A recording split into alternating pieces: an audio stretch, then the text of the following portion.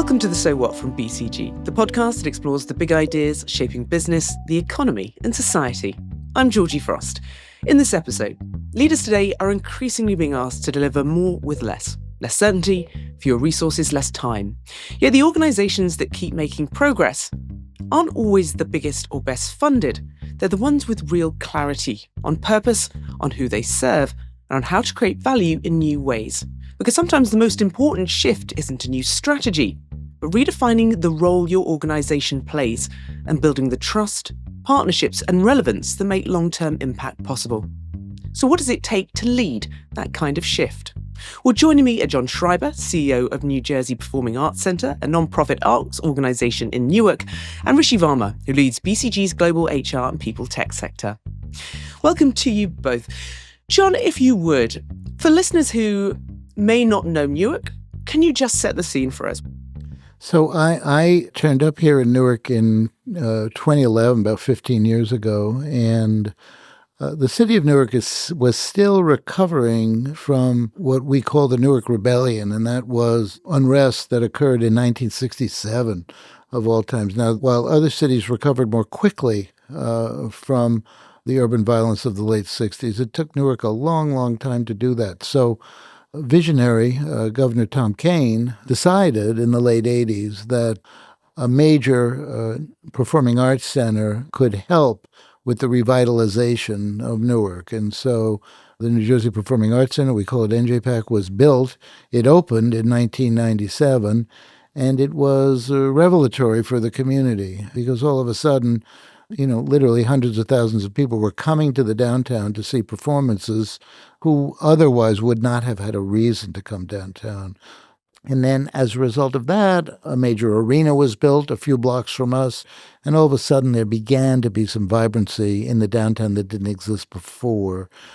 That ended up being table stakes when I showed up in 2011 because we saw an opportunity to not only present hundreds of events a year at our place, but to expand the footprint and the impact and the reach of the Arts Center throughout our greater Newark community.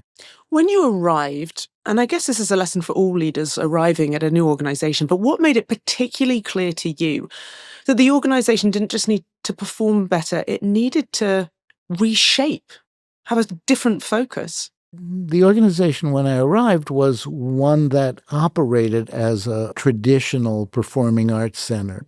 That is an audience of folks who are 45 years of age or older, primarily white, primarily coming from the suburbs into the downtown. And what they'd do is they would come here, they would park their car, they would walk the 90 seconds it took from the parking garage to the theater. They would see the show, and then they would go home. And when I arrived, I realized that was not a formula for sustainability. Our audiences were diminishing. We had a structural deficit of several $1 million. And we realized that we needed to diversify our programming mix. And we had been presenting diverse attractions appealing to our African-American audience, our Indian audiences, our South Asian audiences, our Brazilian, Portuguese. We were presenting those performances in a 250-seat space in our theaters.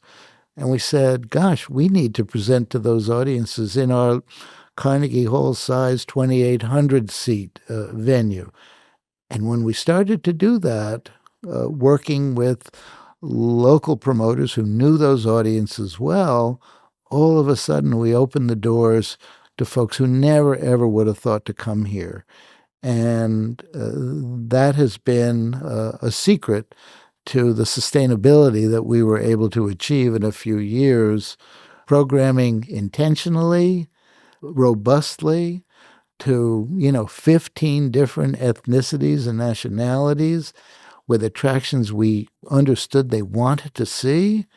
That was revolutionary for our business, and that became the basis for everything else we worked on. We presented 1,200 events last season. I would say 25% of those events were free cultural events in community. Of 100% of what we put on our stages, 40% of it we know will lose money because it's fine arts programming, like jazz or classical music or dance. These are conscious decisions we make as business operators. And with all of that, with a $75 million budget, we spend about $8 million a year on social impact programs that return almost nothing in earned revenue, right? So how does one manage a business model that has all of these wild cards built into it? And working with BCG, I, as the leader, began to prioritize our work in ways that I hadn't before. It was all a bit of a miasma to me. We were doing so many things, and we were not properly prioritizing them to the long-term benefit of the business. John, from your side, what did that BCG relationship look like, particularly at the start? I didn't know anything about how organizations like BCG operated, so I was a little dubious, of course. And I went to their offices and I sat down and I started to talk about our business. And I shared with them our successes, our challenges, and my really fundamental confusion about how to prioritize our work. And so that was the start of our journey together with, I had the opportunity to meet John and Dave and others. And I was really impressed with what they were doing. But the problem statement, as John had presented to me then, was not one that, was around thinking about the great opportunities that John was presented on a daily basis, but how do they choose the right ones to really workshop and progress that will have meaningful impact to them as they think about their future? That is where we found our initial connection to say, let's develop a strategic plan for NJPAC that really articulates what NJPAC wants to be over the next 3 to 5 years. And what it meant was a really fascinating and kind of granular analysis of a nonprofit performing arts business that was in transition. And together with the team that BCG put together, with leadership from Rishi and from Michael, we came up with a strategic plan that was actually actionable, because other strategic plans that I'd been involved in get done and then they get put in a drawer and everything, and that's that. But this strategic plan spoke to who we were and who we aspired to be. And now, 5 years later, as we refresh that plan, we have discovered we don't have to rewrite it or reinvent it or transform it. And sometimes when you come into an organization, and this can be a big brand that people know well, it feels like you're messing with something that's part of the family. And that's even more difficult, isn't it? It's funny. I was in the movie business before I got here. And as I was leaving California to come to work in Newark, believe me, having lunch with George Clooney in Beverly Hills and, having a sandwich at Hobby's Delicatessen in Newark, these are two different worlds, right? But someone said to me something very wise. He said, you're going to start a new job. You have to go in wide open to who's there, what their capabilities are. And as you listen and learn about the organization, so you'll begin to understand who's aligned with your work ethic, who's aligned with your vision for the future. And I was sure I would learn, and I did from many of the team members that I met on day one. But as time went on, we made some changes. We made some significant changes in our senior team. Again, not because these were not great people who had done great service, but because the business that we were in had evolved, and we had not evolved as the business had. So we needed to be smarter in the way we programmed our building, right? And we needed to, as I said earlier, we needed to diversify the product line. We needed to give people more choices. We needed to give more people more choices. And as we evolved that new strategy, that strategy operated inside our building and outside our building, on our stages and in our community. And most of the team appreciated that and enjoyed that challenge and wanted to be part of it. Some folks said, since I joined the company 20 years after opening, some people said, you know what, that's not who we are. And so, whenever a new leader comes on, I imagine, Some folks stay on the bus and others choose not to. And I've been a producer for 50 years. I tell everybody who works here, think like a producer, right? You are an owner of this business and you have a unique and indispensable role to play. In anything we do, there are 100 different pieces that have to work right in order for the show to go on. And a sense of ownership, responsibility, pride, and professionalism in that work, that's what we workshop every day around here. And to the extent that it can, it works. However, the business is entirely unpredictable. So a good year this year, if the economy softens, if people aren't buying, the bottom can fall out of our bottom line. So we have to be meticulous micromanagers of our business as we expand our mission, right? And the thing that BCG did for me, and they do it every day, because Rishi is a member of our executive committee, BCG helped me prioritize our work so that we could take care of the business at hand, and having done that and doing that, expand our mission, our social impact mission, which is so important to who we are. Rishi, zooming out then, what are the broader lessons here for business leaders trying to keep their organizations relevant and resilient as expectations, cost pressures, the economy shift all around them, So, and whatever their budget? yeah, Georgie, I think the key messages for me on that front are like, listen, change and adversity are your best friends. You have to live through them. You have to find your way. In each situation, I'm sure we all are constrained on resources. Any one of the leaders that I've spoken to, regardless of size of organization, has never said, oh my God, I have an abundance of that. It's always about changing times, technologically and politically and, various other circumstances that we all live through is a constant. And so in that world, how do you think about leading through that work? I think anchoring on purpose is, of course, a really, really good idea. Just be clear, have that level of clarity of why you are and how you want to show up. Think about not just doing what you do on a daily basis, but how do you improve on that? How do you, bring that producer's mindset to it that says, all right, I'm not going to be satisfied with what I have now. Let me go back and workshop that a little bit more. Again, it doesn't have to be step change improvements every time, but it could be small increments. And over time, you'll be surprised how far you've gotten from your original point. There's a lot of resources that are available to us that span outside our traditional thinking and traditional boundaries. How do you tap into those resources will become a critical part of your success. And so I hope people will take inspiration from that to say, all right, in a world that is constrained, there are ways to create leverage. There's ways to improve my reach much beyond my four walls. And how do I integrate into the broader ecosystem that will build me strength and help me grow? How do you maintain resilience and sustainability when you don't have buckets of cash? This is, something that we work closely with John and team on, is to really understand the drivers of the business. Where are we making money? Where are we not making money? What are we putting up? And really inspecting that and, looking at that closely to say, here's where we play today.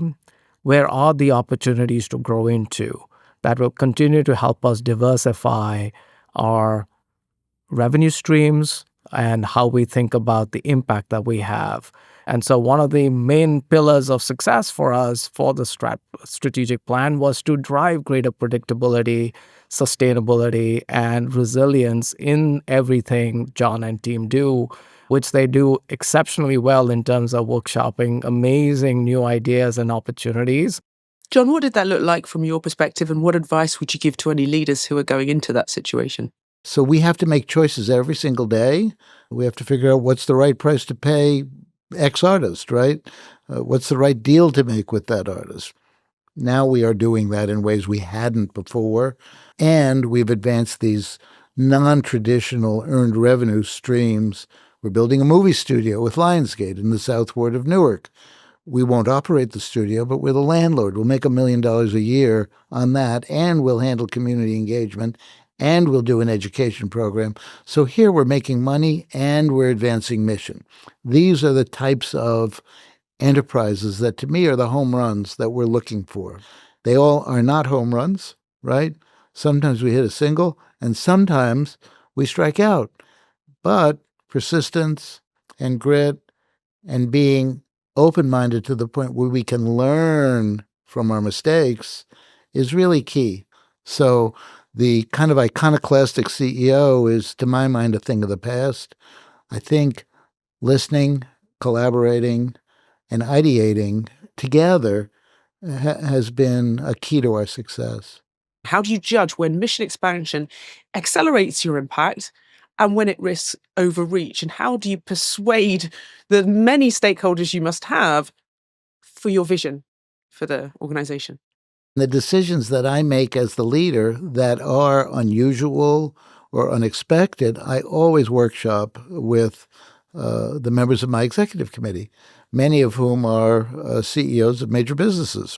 Rishi is a member of my executive committee. The CEO of Prudential Financial is the chair of my board. So I have these resources and these individuals that I can turn to and say, I like this from a mission perspective. Let's think it through from a business perspective, because if we make the wrong call, we could sink the business based on a wrong decision relative to mission. For example, I spent a year traveling around the country ideating around a arts-infused K-8 school that I wanted to build on our campus, right? Big idea, unusual idea, unique in the country. I discovered as we toured that the idea I had wasn't being done anywhere, and I figured out there must be a reason for that. Integrating the arts into every aspect of curriculum wasn't happening, and we were not ready to pioneer it. And then the cost of doing it, it would have cost me $125 million to build a brand new school. And then out of that idea came another idea, and that was to build a 60,000 square foot education and community center that was going to be programmed for everybody from mothers and babies to older adults, free programs 5 or 6 days a week. And that cost us $70 million. Rishi, what questions should leaders be asking themselves before they, how should I put it, step outside of their lanes? Georgie, I think John's story is just resonates so much, but I would say the part of it that I find unusual is his humility in what he just described. The ability for leaders fall in love with their ideas, like truly, they almost tie it to becoming part of their legacy. And, the moment you do that, that is when, you tend to lose the plot a little bit. Put your milestones in place, put the litmus tests in place. And also always, and I, shared this story with a recent CEO. I told that CEO as she was taking on her new role of a large corporation in the US, there's one thing she put on her board of all the lessons I shared with her is find my contrarian. And so, that is what I would recommend people do. Don't fall in love with your ideas and, think about finding that contrarian, finding that voice of reason that is going to challenge you, and then know when to walk away. John, I did want to ask you about coalitions, collaboration. How do you build those cross-sector coalitions that actually unlock value? That's the most fun I have and we have, and that is exploring collaboration, right? We have in Newark, and I'm the co-chair of it, we have what's called the Newark Anchor Collaborative.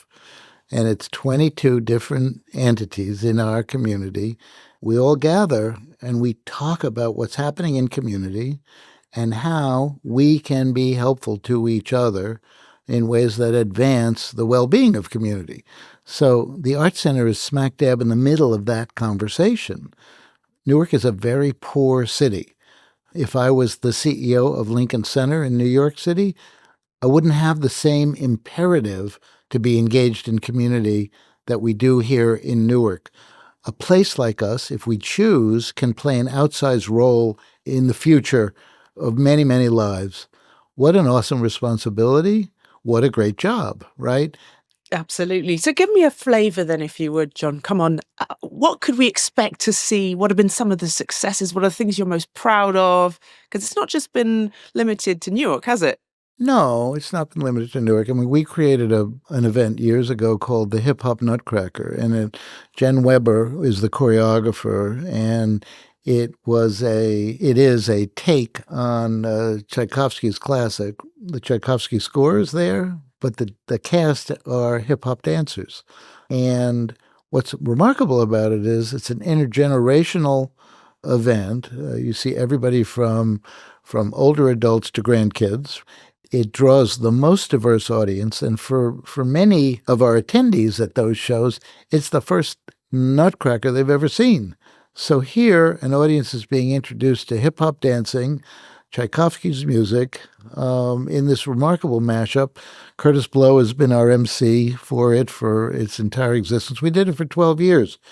And we toured it around at its height to 40 cities. This is an example of doing good and doing well. We created a new revenue source. We grossed over $2 million with this property over years, but we also delivered diversity programming to places all over the country who might not have any. So that's an example of mission and business at work together. Obviously, I'm not trying to retire you off already, John, but what do you want your legacy to be when you do move on? He worked with colleagues to evolve a vision and a mission that will continue.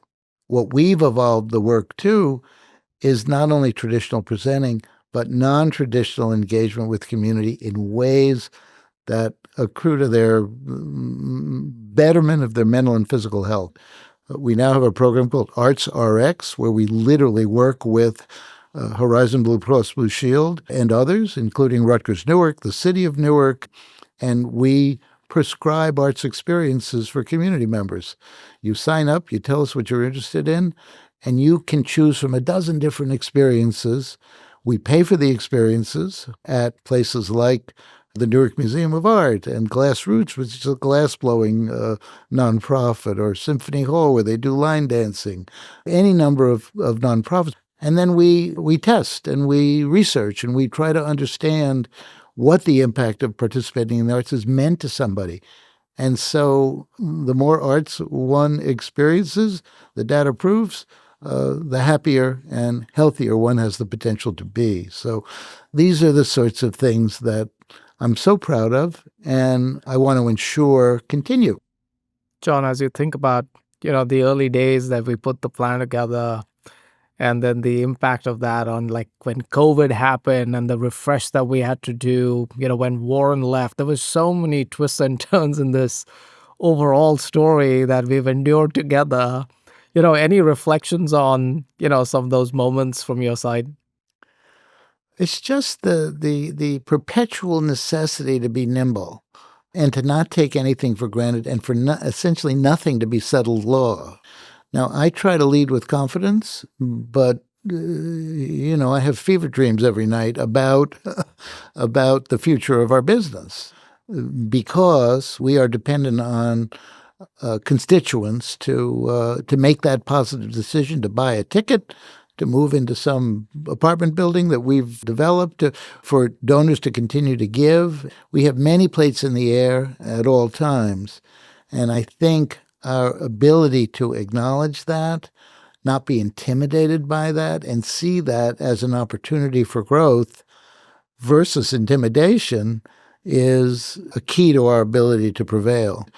Enabling our young people to have a sense of confidence by engagement with the arts, whether they become an artist or a dentist, that is life-changing for a young person, especially our young people, most of whom come from economically disadvantaged backgrounds. They're being raised by grandmas or single parents. They are sometimes going to schools that are less than best, and many of them can find a home with us and find voice with us and find a confidence in themselves with us that they might not find otherwise. What a gift to be able to try to provide that. Rishi, John, thank you so much, and to you for listening. To read John's excellent piece, When Strategy Follows Purpose, The Art of Revival, which contains a number of insightful leadership lessons, follow the link in the show notes.